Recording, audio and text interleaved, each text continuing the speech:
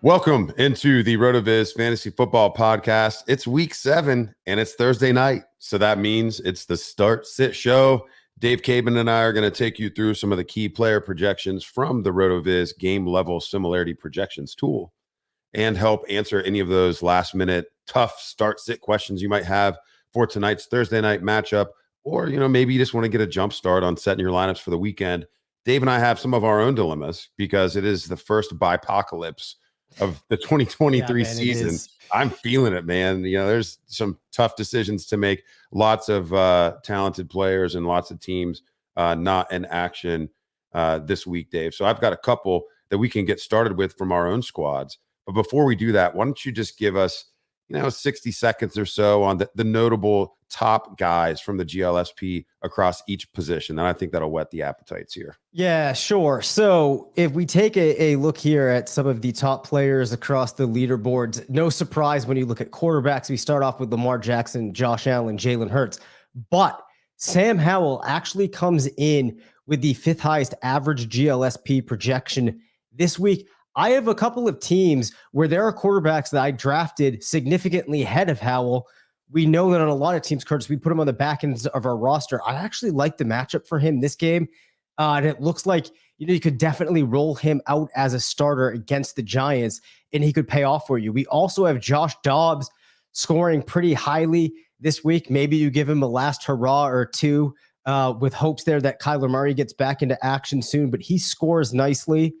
If we look at the running backs this week, definitely a lot of chalk towards the top. Isaiah Pacheco, though, continuing to rise ahead of guys like Travis Etienne, DeAndre Swift. Kyron Williams would have been in the top 13 if he were playing. Oof. Zach Evans coming in to fill in for him. I do think that you could feel pretty decent given the fact that the Rams have looked to just get anybody off of the street. Now, they did bring in Darrell Henderson, but it looks like the younger player there is going to have the first crack at it. If we go to wide receiver, you have, I'm going to call this out first here, right? You got Puka Nacua and Cooper Kupp both in the top 5. And an important thing to understand here is in their matchup with the Steelers, when I was going through writing my passing game matchup Raider article last night, one thing that stood up was how favorable of a matchup it was across the board for this team. The Steelers have just been a sieve for players running out of the slot, which Atwell, Kupp, and Nacua do very frequently. Look for the Rams to put up a lot of points in this game. Players that are maybe a little bit higher than expected. At this point, perhaps Jacoby Myers shouldn't be. He also cracks his way in to the top 10.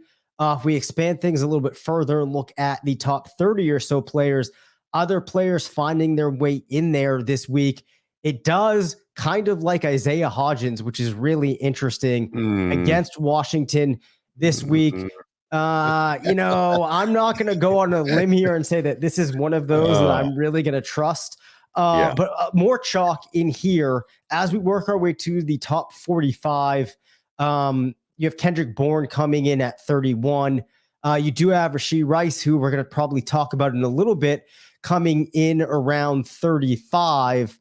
KJ Osborne, Zay Jones, Josh Palmer, and Khalif Raymond, some of the players that are probably, talked about less that do find their way into our leaderboard here for the week, if you will. And finally, at tight end, no real surprises other than perhaps Jonnu Smith coming in at tight end 7, but we already talked about it this week. We've seen Jonnu record some tight end 1 finishes. One thing that I did note was, though it's a somewhat favorable matchup for the Falcons this week, when you look at what you would expect in this game for them with a split between Pitts and Smith, some of the things that you're going to see models spit out for this matchup, I think actually will be hard for them to achieve this week. If you continue looking down a little bit further, we see Jawan Johnson, Noah Fant, Trey McBride sneaking their way into the rankings this week. It is a very favorable matchup for tight ends on Arizona this week, I'll add as well. All right. Well, that's the around the horn on each position. We've got some questions coming in. Let's start with Juan. And this is an important one, Dave, because it's impacted by tonight's Thursday night football matchup. Let's head over to the quarterback position. Give us a little zoom in on your screen here. And let's look at Trevor Lawrence or Sam Howell. Sure. And this is a fun one, right? We didn't know what the situation was going to be with Lawrence heading into this week. Does look like it's a pretty solid matchup for some of his wide receivers. For Lawrence, though, what you're going to see here is that in comparison to Howell, there's actually a lot less upside for him. One of the things where this is most easily reflected is if you look at the 75th percentile outcome for these two players, we actually have Howell at 24.2, Trevor Lawrence just down at 20. Given the fact that it's also on the short week, that you had health concerns about Lawrence, I think I would much more lean toward Howell here. We actually saw 20% of his matches go over 25 points, whereas just 4% did it for Lawrence. So a lot more upside for Howell. And I think in just your base case this week too, there's more of a compelling reason to go with Howell.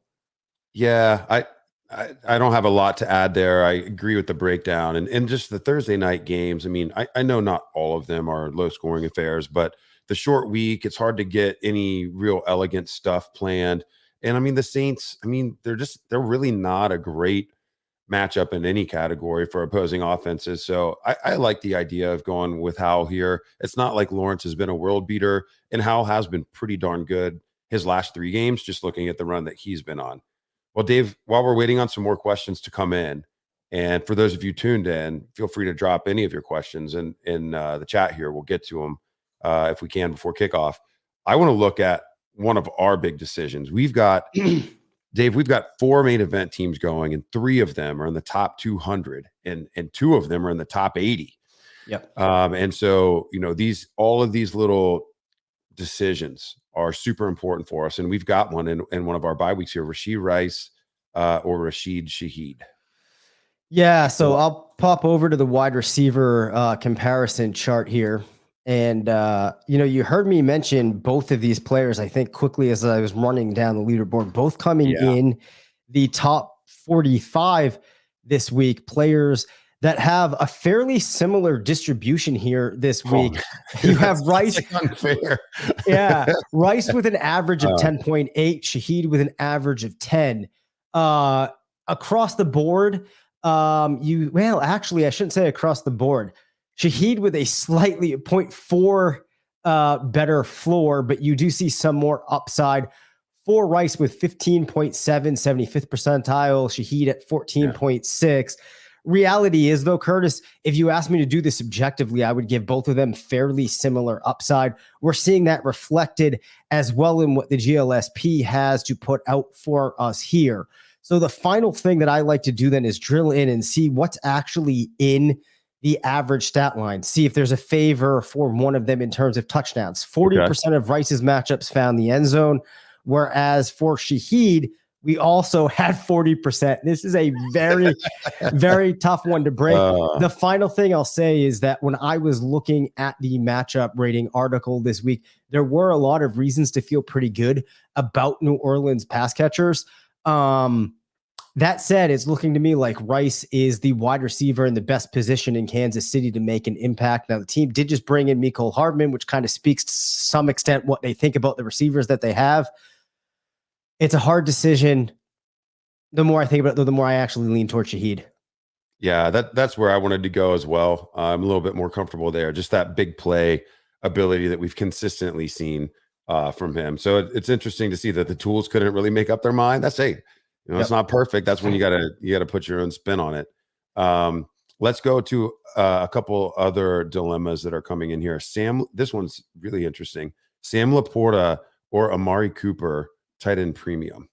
Okay, yeah, this is interesting here. So we actually have to go to our flex comparison. Fortunately, we can do that here, and we can drop in Cooper and then Sam Laporta. And I expect a pretty decent game out of Laporta this week. I haven't really been able to drill in too much on exactly what to expect from the Browns this week. Of course, they will have, it looks like at this point, correct me if I'm wrong, Curtis, but Walker should be the quarterback again this week, right? Yeah.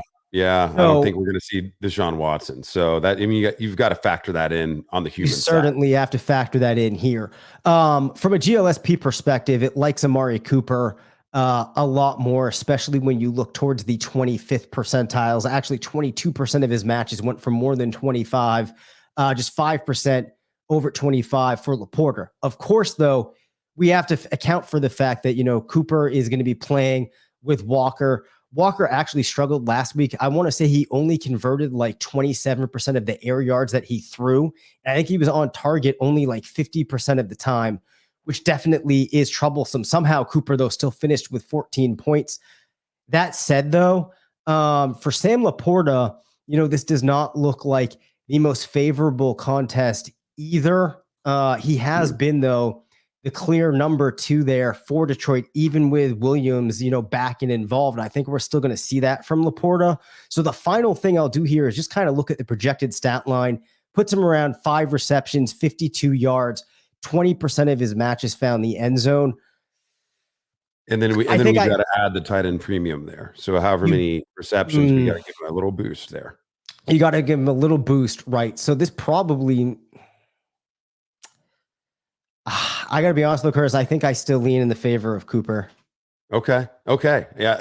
This one's a tough one. This one was actually one that I had pulled in here from one of my high stakes dynasty teams that's 6-0. So I'm not too worried about it, but I do want to just conveniently throw in the fact that it's 6-0. Yeah. Well, I mean, also 50% of his matches found the end zone. His average, matches went for 75 yards. I still like Cooper despite, the fact that we're going to have Walker in there. Oh, Mike Gonzalez.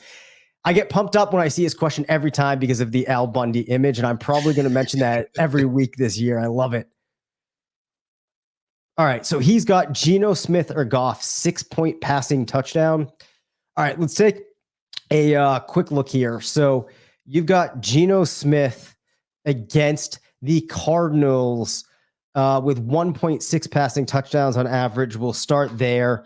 If we look at Jared Goff, of course, we were just talking about his tight end, 1.8. So fairly similar there in terms of expected touchdowns. But if I pull up Jared Goff and I compare him here with Geno Smith, we do see that Goff has the more favorable upside here. Once you get to the point where you're looking at greater than 25, it definitely slants in his favor. And an average outcome for those of you that can't see the screen listening to the podcast, we have Goff at 17.1 in an average game. Geno Smith at 16.2. It is kind of interesting that they're fairly similar in players between 20 to 25. Even if I remove the GLSP from this game, my gut instinct would have been to go with Goff. It does look like it's backed up here. Any disagreement from you, Curtis? No, not at all. I mean, if Geno's gonna have a nice week, I like it to happen this week, but I can't. I mean, Detroit's playing so well. I mean, they're 5-1. Goff has really been consistent this season. All of the weapons are getting healthy. Yeah, I'm going to play Goff here in this spot. Yeah, that definitely seems like the way to lean. So okay, we've got another one here at wide receiver here, Dave. Yep.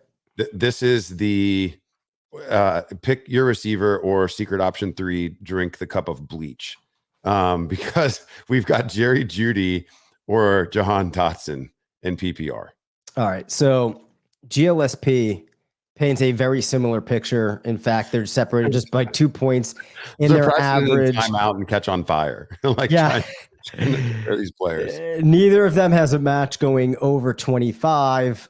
In fact, Dotson has just 8% of his matches going above 15, just 6% for Jeudy. There is a little bit of a favor on the side of Jeudy going between 10 to 15.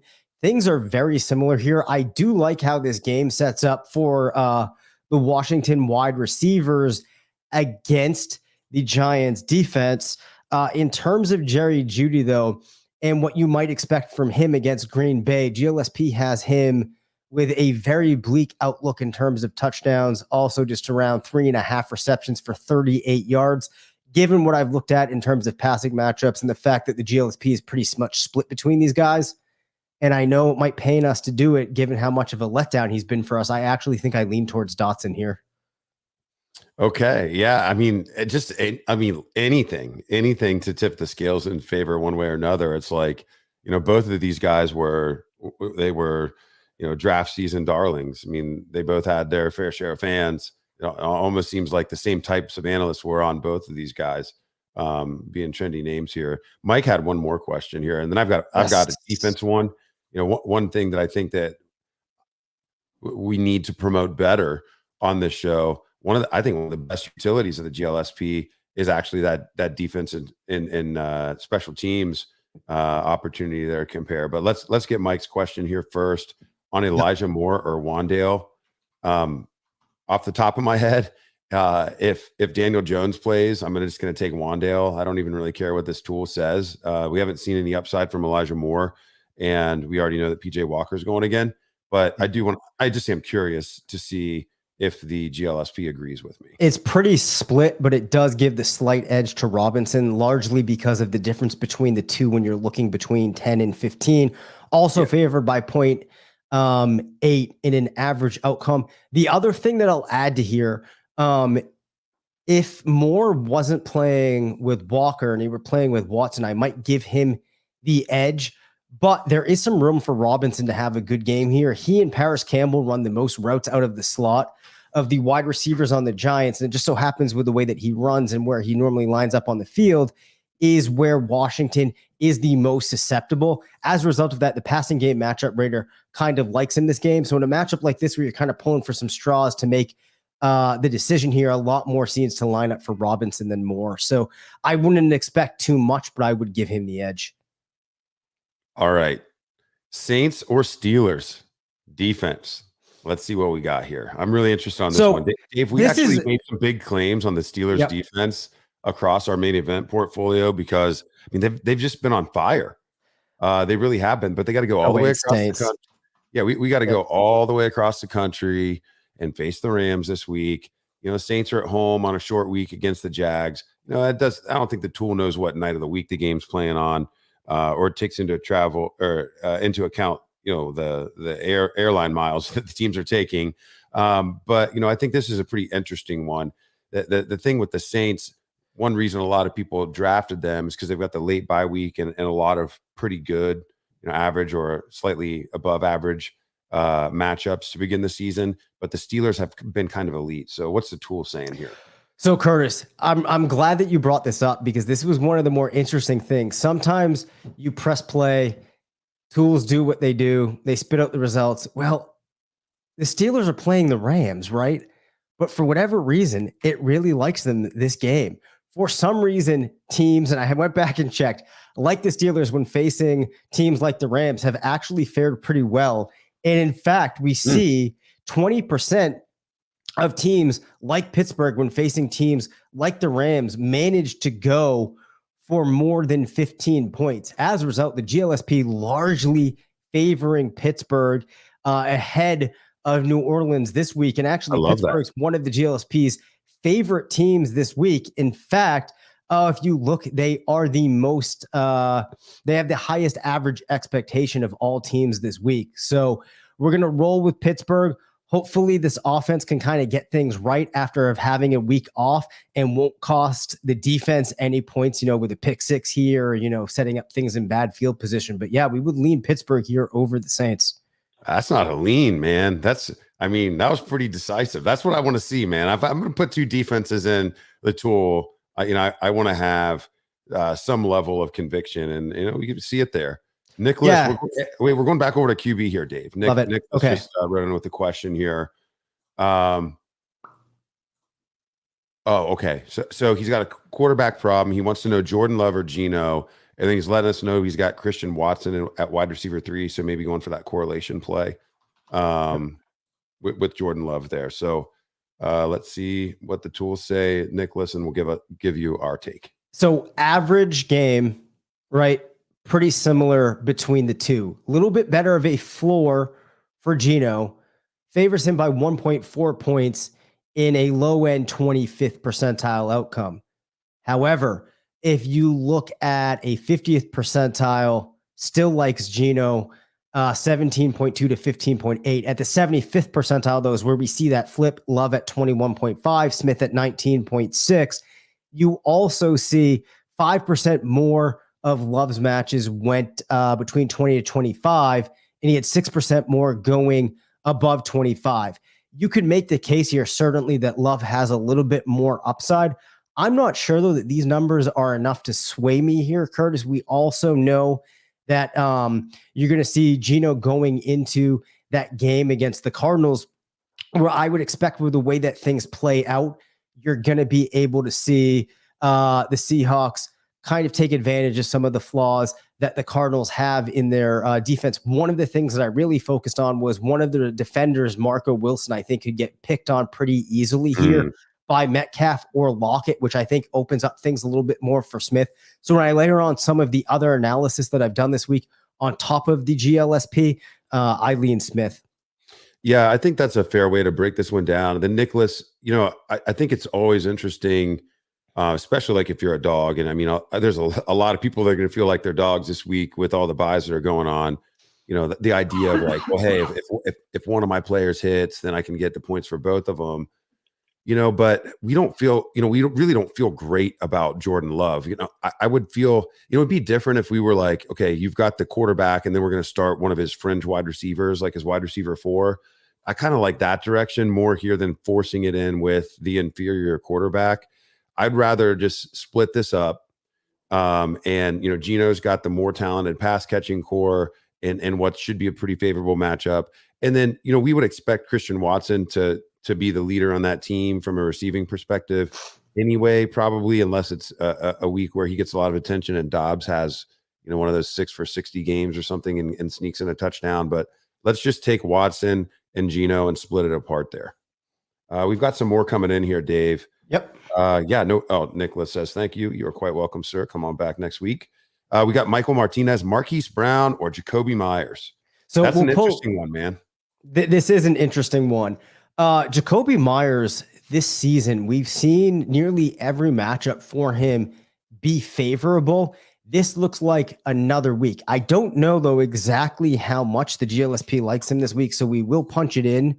I do know that there's actually some reason to have some optimism for Hollywood this week, just based upon the matchup. If we put this into the GLSP, though, it does look like it favors Myers. You actually have him probably with one of the strongest projections of the week in an average case at 17.8 to Brown's 14.8. And if you look at the 75th percentile, there's a 23.2 for Myers, just 18.5 for Brown.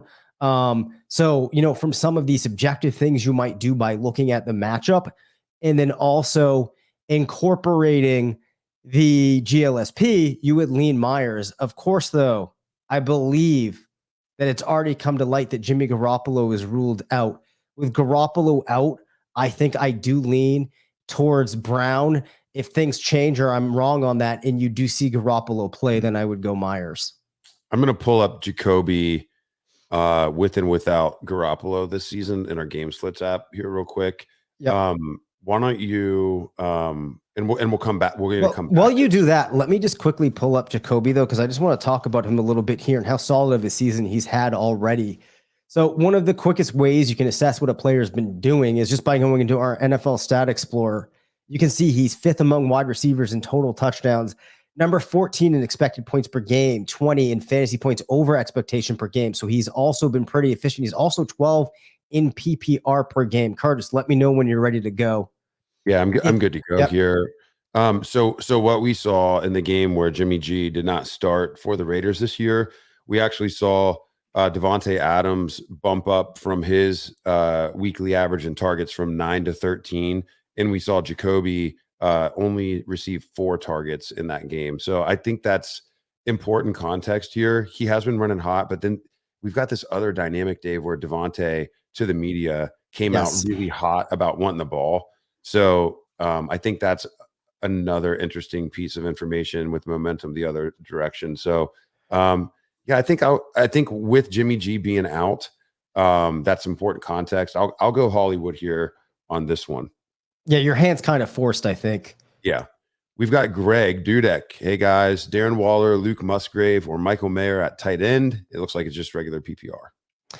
Okay, so we will punch this one in here. I think, subjectively, just off the top of my head, I would lean Waller. I expect him to get a decent amount of targets this week, which I think generally is going to break the tie for me here. So then we will start this off, I think, by looking at Musgrave and Mayer here. So you've got In an average case, you got Musgrave at 6.6, Mayer at 3.7. I do think you could make an argument that Mayer is going to be more involved than the GLSP would be able to foretell at this point. Fairly similar, though, in the terms of the fact that the tool does not see much upside for either player. As you walk things across, though, at every level, it's in the favor of Musgrave. That said, though, you look at him compared to Darren Waller, and Tool, the GLSP does not really love Darren Waller this week. In fact, it gives Musgrave more upside. That said, there isn't anything in here that would make me lean away from the player like Waller, who I think subjectively we would all agree likely has more upside. Now, there obviously is the possibility that you have Taylor going, but with Taylor last week, we saw him, keeping things short, keeping things very controlled. If you look at his passing chart, I think he only threw more than 10 yards like twice, which, probably favors somebody like Waller in a contest like this. So I would stick with Waller. Yeah, I would stick with Waller too. He's tight end 5 in expected points per game this season. I know he hasn't been delivering, and he's tight end 111 at fantasy points over expectation. He has not been converting those opportunities into fantasy point that we would want to see as managers. But over the past 2 weeks, he is heating up a little bit. Actually has his 2 best games back to back in terms of expected points. He had 17.7 expected points against the Dolphins and 14.7 against Buffalo. And as you noted, that was with different quarterbacks each time. And then if I dial in, I'm now using the matchup analysis tool over on our NFL Stat Explorer, which I love. The Washington Commanders have really been a decent matchup for opposing tight ends the past 2 weeks. They allowed the 9th most fantasy points to the Bears in week 5 at the position, and the Falcons just shredded them, 29.8 tight end derived fantasy points last week. So I think I'm heavily here on Waller, and I get the reason for the skepticism, Greg, but we're just going to punch him in this week. Yep. All right, and I'm throwing up. I threw up the 3-minute warning 2 minutes ago. We will take one more question if anybody has one more question, and then we got to get to watching this Thursday Night Football matchup. Dave, and I probably should mention. Apologies, we had to skip last week, if I'm correct, Curtis, right? Because I was beyond sick, so it's good to be back. Okay, we did get one more. Jordan Mason. The tool's not going to see much there, so we're going to have to squint a little bit. We'll use the NFL Stat Explorer to get some things there, or Jerick McKinnon. But this is assuming quickly. The interesting thing is here, assuming McCaffrey plays. So Aka Cam is saying if McCaffrey sits, I'm playing Mason no matter what. We'll have to see how the 49ers would handle the backfield there. I don't think it's a given Mason would be the hammer. But I think this is an interesting one. I actually personally had a couple questions about McKinnon this week. He's kind of on my flex radar in a lot of leagues where I've got him on my bench. So as Curtis alluded to, I don't think that you can really use the GLSP this week to make a ton of sense about Mason. That said, though, we'll just quickly punch him in to see what it would give you. 7 attempts, 27 yards, 30% of his matches did find the end zone. That's actually fairly similar to what you get when you look at McKinnon. Here's what I'll say about the Vikings. Yeah, go ahead. So the 49ers are playing the Vikings this week. The Vikings have, certainly surrendered tons of rushing attempts. They've actually been a really poor matchup for opposing backfields this season. Over the past 4 weeks, no team has rated higher than 15th in fantasy points scored at the position. And in 3 of those past 4 weeks, they held opposing teams to 25th best or worst. They've only allowed 2 rushing touchdowns to running backs in the past 5 weeks and no receiving touchdowns. Part of that is a function of the teams that they've played.